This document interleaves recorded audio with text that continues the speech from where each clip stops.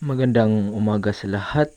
Sa video na to ay mag-configure tayo ng ating wireless router o ang ating TP-Link. First ay i-insert lang po natin ang ating default IP address na 192.168.0.1. At para sa username at password, ilagay lang po natin ang admin at sa password ay admin rin. Ito po yung default password natin, admin. Hit enter at proceed po tayo doon sa network at palitan po natin ang IP address niya para mas makontrol natin ang ating router. Palitan po natin ng 1.1. Nasa sa inyo na po kung anong gusto nyong ipalit. At click save.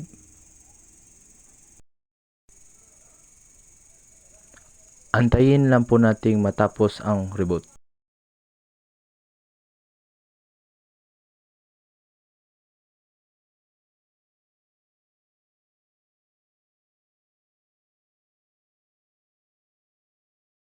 Ayan, at natapos na. At mag-login tayo ulit. Admin. Enter. At punta tayo sa wireless. At palitan natin ang wireless name. Depende na po kung ano ang gusto nyong ipalit.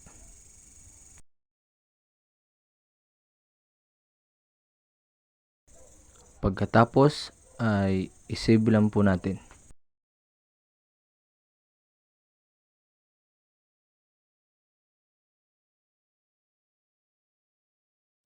At para sa password naman, punta lang tayo sa wireless security at palitan natin ang ganyang wireless password. Nakadepende na po sa atin kung ano ang gusto nating ipalit.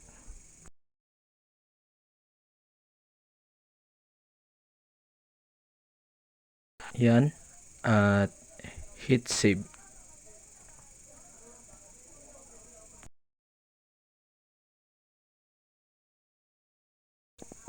Yan, at punta lang po tayo sa DHCP.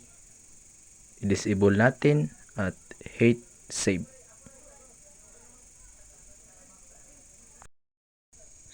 Yun lang po. Maraming salamat sa panonood.